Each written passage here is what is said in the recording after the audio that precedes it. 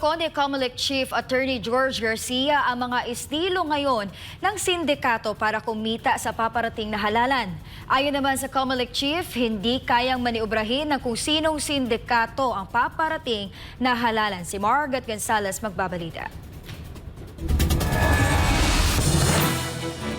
2 araw na lang ay bubuksan na ng Commission on Elections sa Comelec ang filing ng Certificates of Candidacy o COC para sa mga interesado at kwalipikadong tumakbo para sa 2025 national at local elections. Ayon kay Comelec Chairman Attorney George Garcia, handa nang tumanggap ng COC ang kanilang mga election officer mula senador hanggang councilors October 1 hanggang October 8. Pero bago pa man nagsimula ang COC filing, meron na raw sindikato ang nag-iikot sa buong bansa para pagkakitaan ng eleksyon at nagsasabing kaya nitong imaniobra ang halalan at ipanalo ang isang partikular na kandidato. Ayon kay Garcia, walang sinuman ang may kakayahang imaniobra ang resulta ng eleksyon. In 5 minutes kaya daw po nila. Depende ang presyo sa posisyon. Dito nga po sa NCR ang offer 300 million. Para lang panalunin yung isang kandidato for congressman.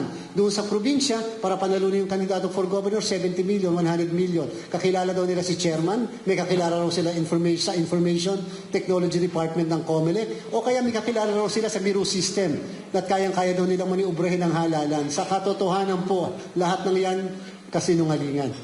Hindi po mamamaniubra ang halalan. Dagdag pa nito, simula noong taong 2010 ay wala pang napatunayan na may presintong nakapagbabago ng resulta ng halalan. Kung pagbabatayan daw ang quick count ng NAMFREL at PPSRV ay laging 99.9% daw itong accurate o tugma mula sa transmission results na kanilang nakukuha sa server. Ayon pa kay Garcia, dahil bago na rin ang makinarya at sistema na gagamitin sa halalan, ay malabong madadaya ang resulta ng halalan.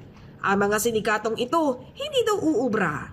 Kasi ipapakita namin mismo yung picture image ng mga balota na naihulog sa maghapon. Mabibilang ng mga watchers manually kung tama at tumutugma sa ER na na-print at ER na na-transmit. Pangalawa, yung lahat ng result mula sa presinto ay matatransmit. First time.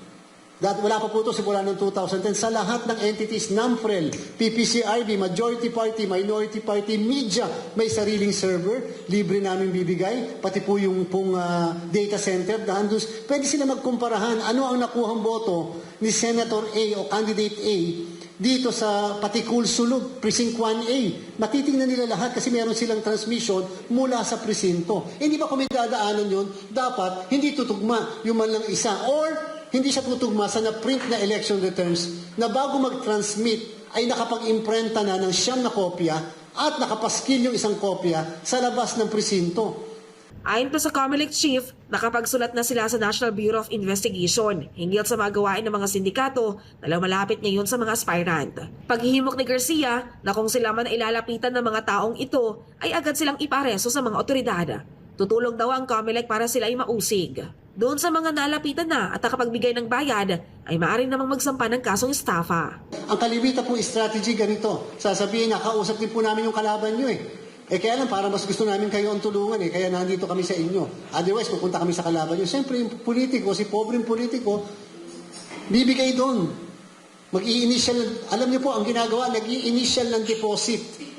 Magpapadeposit. Pag nanalo, kami yan, bayaran nyo yung balance. Pag natalo, mas malaki po yung ginawa, binigay kabila sa Comelec eh. Yan po yung ginagawa nilang style. Para sa Diyos at Pilipinas Kumahal, Margaret Gonzalez, SMNI News.